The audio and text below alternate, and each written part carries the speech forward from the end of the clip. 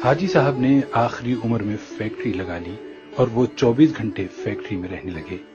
वो 16 से 18 घंटे दफ्तर में काम करते थे और जब थक जाते थे तो फैक्ट्री के गेस्ट हाउस में सो जाते थे।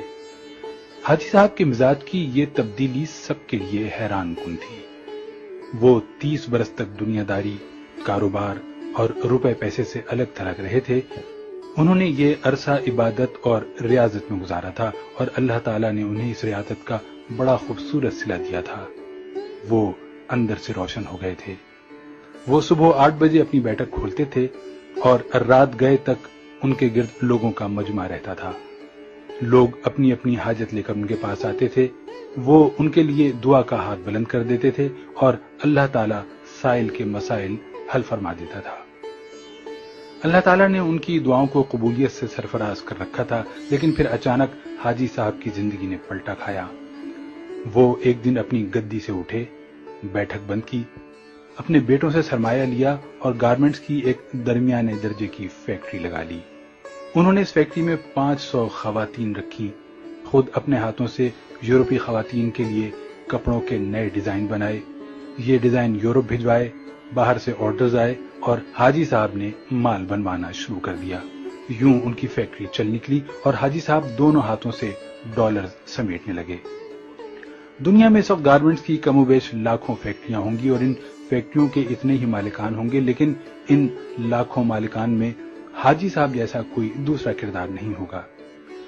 पूरी दुनिया में लोग बुढ़ापे तक कारोबार करते हैं और बाद हजार रुपए पैसे और अकाउंट से ताइब होकर अल्लाह अल्लाह शुरू कर देते हैं, लेकिन हाजी साहब उनसे बिल्कुल उलट हैं। उन्होंने 35 साल की उम्र में कारोबार छोड़ा, अल्लाह से लौ लगाई, लेकिन जब वो अल्लाह के करीब हो गए तो उन्होंने अचानक अपनी आबाद खानकाह छोड़ी और मकरूहात के गड़े में छलांग लगा दी।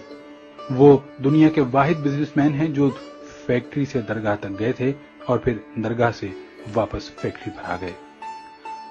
हाजी साहब की कहानी एक कुत्ते से शुरू हुई थी और कुत्ते पर ही आकर खत्म हुई। ये 35 बरस पुरानी बात थी। हाजी साहब की गारमेंट्स फैक्ट्री थी। हाजी साहब सुबह सुबह फैक्ट्री चले जाते थे और रात भीगने तक काम करते थे। एक दिन वो फैक्ट्री पहुंचे तो उन्होंने देखा कि एक दरमियाने कद-काट का कुत्ता घिसट घिसट कर उनके गोदाम में दाखिल हो रहा है। हाजी साहब ने गौर किया तो पता चला कि कुत्ता शदीद जख्मी है। शायद वो किसी गाड़ी के नीचे आ गया था, जिसके बायस उसकी 3 टांगें टूट गई थी और वो सिर्फ एक टांग के जरिए अपने जिस्म घसीट कर उनके गोदाम तक पहुंचा था। हाजी साहब कुत्ते पर बड़ा रहम आया। उन्होंने सोचा वो कुत्ते को जानवरों के किसी डॉक्टर के पास ले जाते हैं, उसका इलाज कराते हैं और जब कुत्ता ठीक हो जाएगा तो वो उसे गली में छोड़ देंगे। हाजी साहब ने डॉक्टर से राब्ते के लिए फोन उठाया, लेकिन नंबर मिलाने से कबल उनके दिल में एक अनोखा ख्याल आया और हाजी साहब ने फोन वापस रख दिया।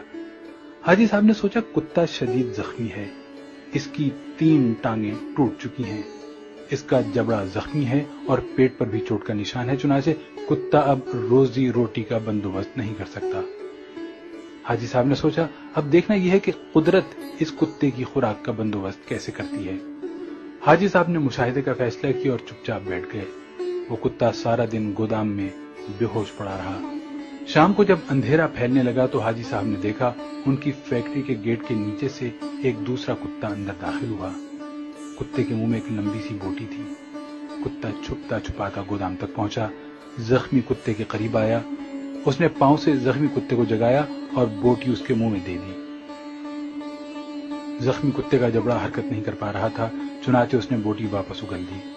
सेहतमंद कुत्ते ने बोटी उठाकर अपने मुंह में डाली, बोटी चबाई और जब वो अच्छी तरह नरम हो गई तो उसने बोटी का लुकमा सा बनाकर जख्मी कुत्ते के मुंह में दे दिया। जख्मी कुत्ता बोटी निगल गया। उसके बाद वो कुत्ता गोदाम से बाहर आया, उसने पानी के हौज में अपनी दुम गीली की, वापस गया और दुम जख्मी कुत्ते के मुंह में दे दी। जख्मी कुत्ते ने सेहतमंद कुत्ते की दुम चूस ली।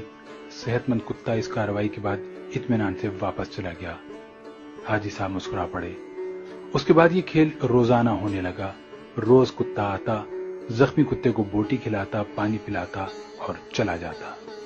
हाजी साहब कई दिनों तक ये खेल देखते रहे। एक दिन हाजी साहब ने अपने आप से पूछा, वो कुदरत जो इस जख्मी कुत्ते को रिज़्क फराहम कर रही है, क्या वो मुझे 2 वक्त की रोटी नहीं देगी?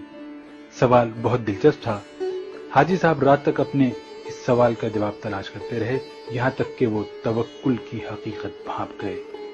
انہوں نے فیکٹری اپنے بھائی کے حوالے کی اور تارک الدنیا ہو گئے۔ وہ مہینے میں 30 دن روزے رکھتے اور صبح صادق سے اگلی صبح کاذب تک رکوع و سجود کرتے۔ وہ برسوں اللہ کے دربار میں کھڑے رہے۔